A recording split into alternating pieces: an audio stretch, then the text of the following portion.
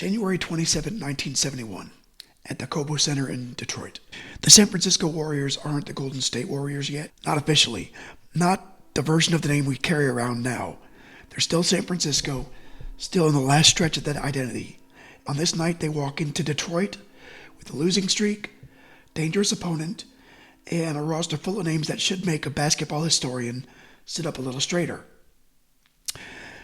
Nate Thurman's here, Jerry Lucas is here, Jeff Mullins is here, and across from them, Dave Bing, Bob Lanier, they're there too.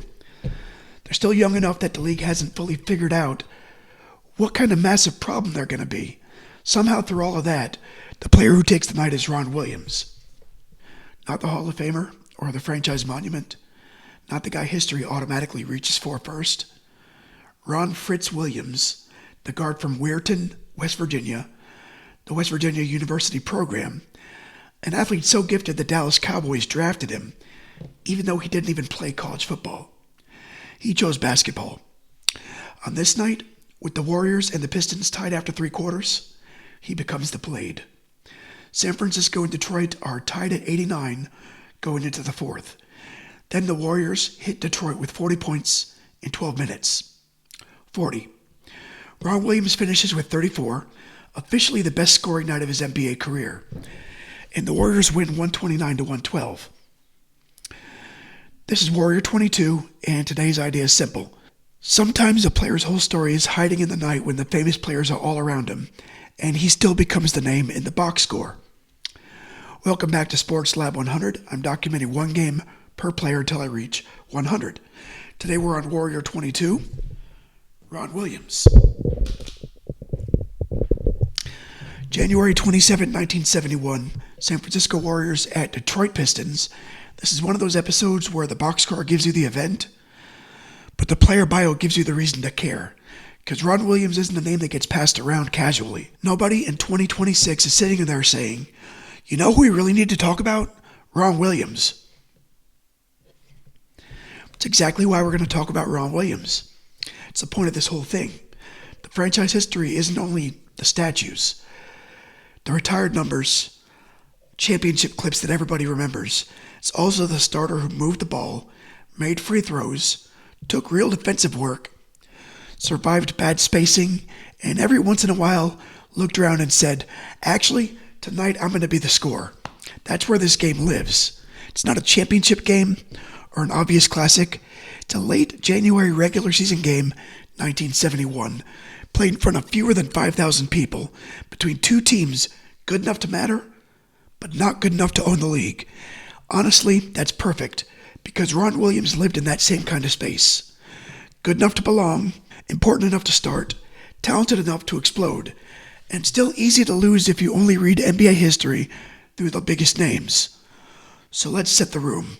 The Warriors come into this game at 27-26. That record's a very specific kind of basketball purgatory. You're technically over 500, you're in the playoff mix, but one bad week can turn interesting team into what are we doing here? San Francisco just had a bad week. They'd lost to the Lakers, then they lost to Chicago. Then Baltimore got them the night before this game. So they're not strolling into Detroit feeling cute. They need a win, and they need it now. Al Attles, he's the player coach. The 1975 title is still a couple years away. Right now, Attles is managing a team with serious talent, very little room to drift. Nate Thurman's the anchor. Jerry Lucas is the brilliant veteran big. Jeff Mullins, he's the clean scorer. Clyde Lee is front of the front court mix.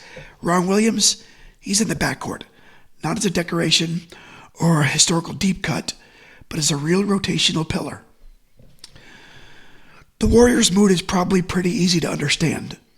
They're good enough that losing 3 in a row should bother them.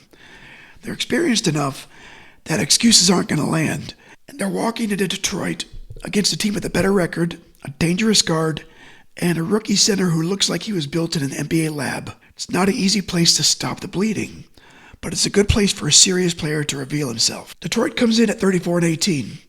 Sounds comfortable, right? It isn't. The Pistons are having what would become their first winning season since the franchise moved from Fort Wayne to Detroit. This isn't some dead year floating around in the schedule.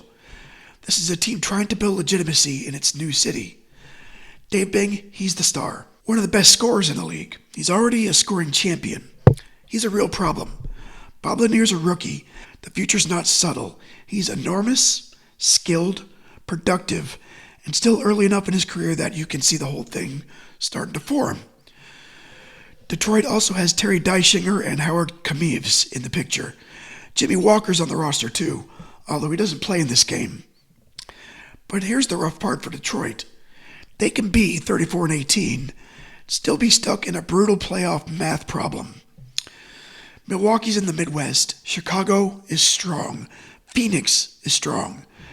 The structure's not doing Detroit any favors, so the Pistons' locker room is probably carrying two feelings at once. One, we're good. Two, I don't think that's going to be enough. That's a nasty way to go through a season. The league around this game is loaded. The 1971 All-Star Game had just been played a couple weeks earlier in San Diego, with the West defeating the East by 1 point, 108-107. Lenny Wilkens is the MVP. Milwaukee is the monster in the room. Kareem Abdul-Jabbar is still officially Lou Alcindor during this season, and he's turning the league into a geometry problem nobody can solve. Oscar Robertson's with the Bucks now, and that team isn't building towards something theoretical. They're building towards a title. On the same night, Milwaukee beats Boston, 132-129. That's a 1971 way of saying this league is both physical and fast. The scores are high, the stars are everywhere, the pace is serious. Dave Bing is one of the league's leading scorers. John Havlicek is still pouring in points. Elvin Hayes is in that mix. Wilt Chamberlain is still dominating the glass for the Lakers. Jerry West is still Jerry West. So this game isn't happening in an empty NBA. It's happening in a crowded one. When greatness is crowded, players like Ron Williams can disappear from memory unless you pull them back into the light. The coaching matchup has some real texture too. Al Attles is one of those great franchise people in NBA history. Player, coach, executive, ambassador, all of it. By 1971, he's still close enough to the floor to feel like one of the guys, but he's already building the voice that would define a Warriors era. Across from him is Butch Van Breda-Kolff. Butch Van Breda-Kolff. Van Breda-Kolff had been a successful college coach, including at Princeton, and he'd already coached the Lakers in the NBA Finals. He wasn't built to tiptoe around the stars. Now he's in Detroit, trying to turn a historically frustrated Pistons franchise into a serious team. The Hall of Fame presence in this game is heavy. For San Francisco, you got Thurmond and Jerry Lucas on the floor. Lucas is a genius rebounder, passer, thinker, technician, and eventual champion. Somewhere else. For Detroit, Dave Bing and Bob Lanier are the big historical names. Bing is the guard star.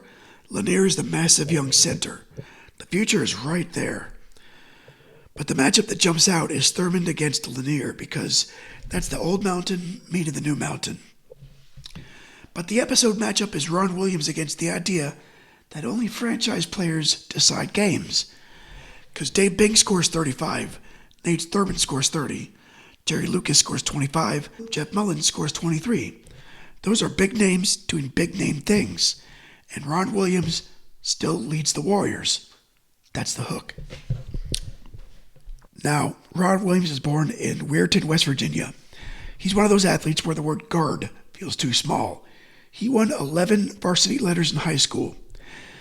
He led Weir High to 3 straight Class AAA title games, and his team won the state championship in 1963. He was a major basketball prospect and a serious football prospect. Then he went to West Virginia University. He was part of the group of African-American basketball players who integrated WVU's varsity program. It's not a footnote. That's pressure. That's history landing on a young player's shoulders while he's still trying to make jump shots, handle class, deal with road crowds, and figure out what kind of adult he's growing into. He didn't just survive, though. He starred. At WVU, he scored 1,687 points in 84 games, just over 20 points per game. He also had 504 assists. He set a school record with 197 assists in 1966-67. He scored 20 or more points 46 times. So he wasn't a specialist. He was a guard who could run the offense and still punish you as a scorer. He was good enough to be selected for the 1968 U.S. Olympic tryouts, although he declined. Then the Warriors took him 9th overall in the 1968 draft. Here's the part that makes me stop for a second. The Dallas Cowboys also drafted him in the 14th round, 1968. He hadn't played college football. NFL teams don't just hand out draft picks as compliments. They saw a real athlete, a body that could translate. They saw enough speed, coordination, toughness, and competitive wiring to say, yeah, let's find out. He even went to camp. There was reportedly a guaranteed contract available. But he chose basketball. That changes how you picture him. Ron Williams wasn't just a nice college guard who became an NBA role player. He was a major athlete. He had a different professional life sitting right there in front of him. And he picked the hardwood. As a rookie with the Warriors, he averaged 7.8 points and 3.3 assists. In his second year, he became a starter and averaged 14.8 points and 5.3 assists. By this season, he's again over 14 points. He's established. He's not a curiosity, not a passenger. He's a working NBA starter. On January 27th, 1971, he gives you the high end. 34 points, 15 field goals, career high scoring night, on the road against a good team with Dave Bing across the way. That's the game you pick for Ron Williams because it doesn't require us to inflate him. It just requires us to notice him. As for Warriors and Pistons history, the useful tension here is structural more than personal. They're both teams in the Western Conference, but they're in different divisions. Detroit's in the Midwest, San Francisco's in the Pacific. The playoff structure is about to produce something that looks strange now. Detroit finishes 45-37 and misses the playoffs. San Francisco finishes 41-41 and makes the playoffs. That's not because San Francisco was secretly better across 82 games. It's because the structure gave the Warriors a path and squeezed the Pistons out. So the relationship here isn't built on an old grudge. It's built on standings pressure. Two teams, two entirely different doors. No wild card. One league structure deciding who gets through. The real common ground is this. Both teams are trying to become more than an interesting pile of names. Detroit's trying to become a winner. San Francisco's trying to become a playoff team. Ron Williams is trying to keep proving he belongs in the middle of everything. This game gives him a chance. The Warriors come out strong. First quarter, San Francisco 31, Detroit 23. That's the road team punching first. In an arena with a small crowd against a team with a better record, after losing 3 straight, it matters. The Warriors didn't drift into this game. They arrived ready to play. Second quarter, Detroit answers. Piston wins 36-32. So at halftime, San Francisco still leads 63-59, but Detroit has steadied itself. Dave Bing, he's getting his points. The Pistons are getting to the line. San Francisco didn't break them. Third quarter, Detroit keeps coming. Pistons win at 30-26. Now it's tied at 89. That's the whole game sitting on the table. A lot of road teams lose right here. Not because they collapsed dramatically, but because they already used their best punch. They started hot, got the lead, watched the home team absorb it, and now the building expects the game to tilt back where it belongs. San Francisco arrives by blowing the f***ing doors off. Fourth quarter, Warriors 40, Pistons 23. That's not edging ahead. That's not hanging on. That's the door getting kicked open. Ron Williams finishes with 34 points. He makes 15 field goals. Thurmond has 30, Jerry Lucas has 24, Mullins has 23. That top 4 scores 111 points. 111. That's balanced firepower. Detroit gets 35 from Dave Bing, and he earns a lot of it the hard way. He goes 17 for 21 at the free throw line. That's star guard pressure. Downhill basketball. That's a player living in the defense's ribs. Terry Deisinger scores 22. Howard Komevis adds 15, Bob Lanier has 14. Detroit scores 112 points. In a normal world, you can live with that. But the Warriors scored 129. Shoot their way through the Pistons and turn a tied game into a 17-point road victory. Final score, San Francisco 129, Detroit 112. The box score basically says Bing was brilliant, Detroit was good, but the Warriors had too many answers. Ron Williams was just the loudest one. For the Warriors, this game stops a skid. That's the immediate meaning. They had lost 3 games in a row, and another loss would have dropped them right back into 500 sludge. Instead, they win in Detroit, follow it with the win over Buffalo and the Lakers. So this becomes the hinge of a small but real correction. It also shows why the Warriors team could survive. They weren't an all-time team. Nobody watching the NBA clearly in 1971 was confusing San Francisco for the favorite. Milwaukee existed. That pretty much settled the favorite conversation. But there's a big difference between not the favorite and not dangerous. The Warriors are dangerous. Thurman could wreck your interior comfort. Lucas could think the game faster than normal people. Mullins could score, Ron Williams could handle, pass, shoot free throws, and on the right night, lead everybody. That's a playoff team. Maybe they're not the champion. Maybe they're not the final boss.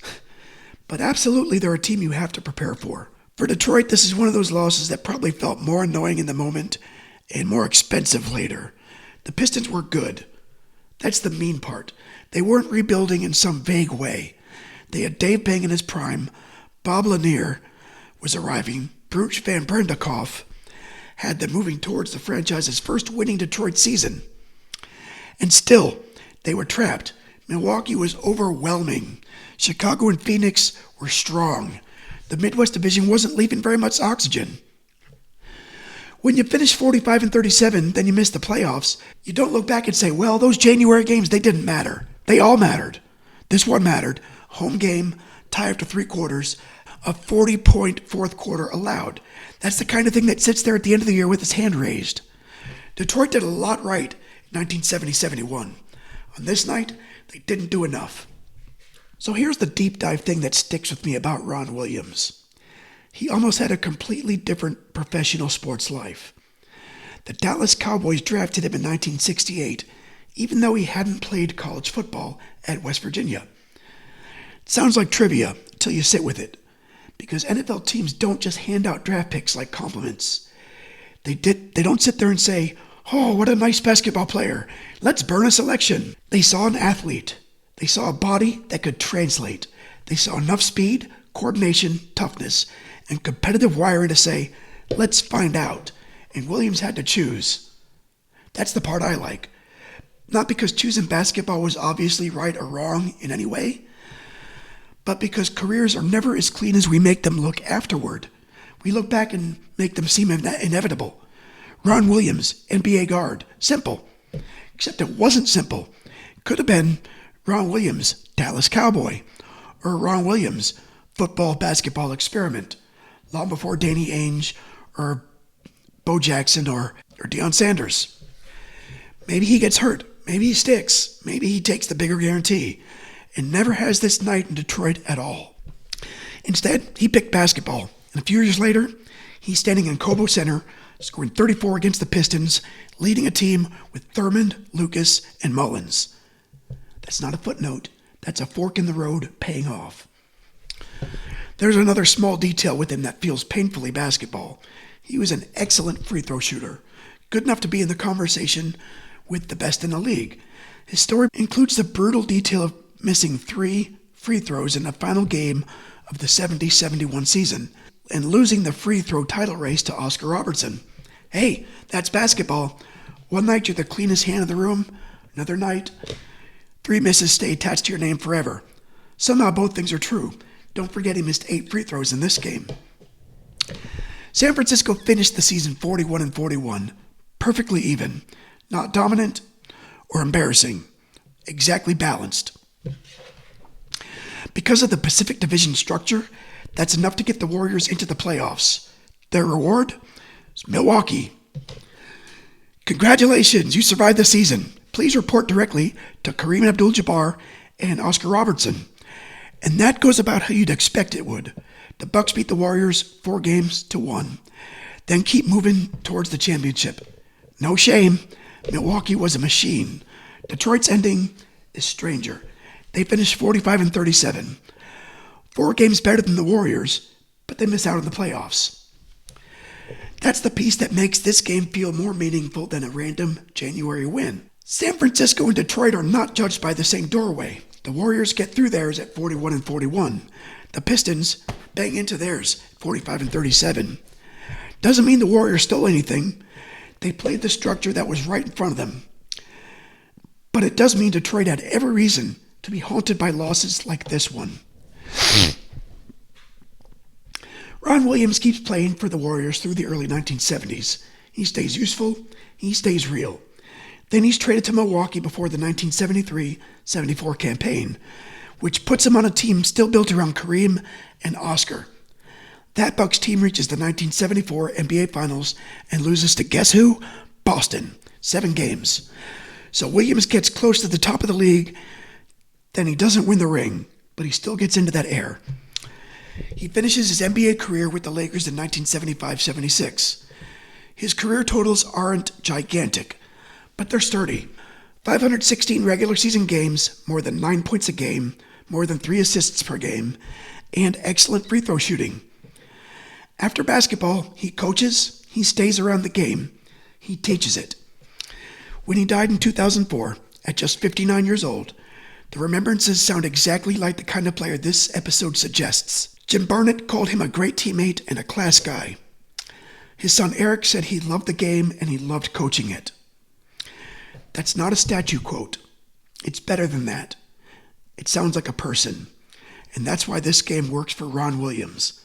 Because January 27th, 1971 doesn't ask us to pretend he was one of the 25 greatest players who ever lived. It asks us to remember that an NBA career can be meaningful without becoming mythology. It asks us to see the high school legend, the integration pioneer, the WVU star, the football prospect, the NBA starter, the free throw craftsman, the teammate, the teacher, and the man who once walked into Detroit and scored more than Nate Thurmond, Jerry Lucas, Jeff Mullins, and anybody on his own team. He scored 34. The Warriors won by 17. So for one night, the box score puts him exactly where he belongs, at the top.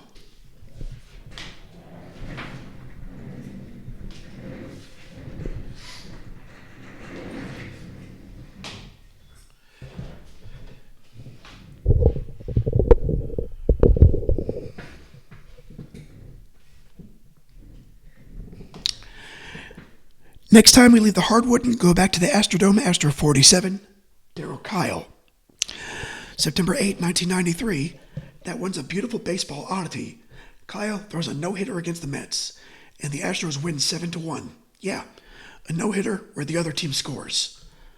That's the kind of box score I like, because it immediately makes your brain stop and think, wait, how? A young Darryl Kile, a strange run, no hits allowed. One of those nights where baseball gets to be both clean and weird at the same time. That's next. So that was Astro 22, Ron Williams, January 27th, 1971. San Francisco Warriors 129, Detroit Pistons 112. Ron Williams with 34 points, his official NBA career high. In a road win that helped stop a losing streak and reminded everyone in that building the Warriors had more famous names.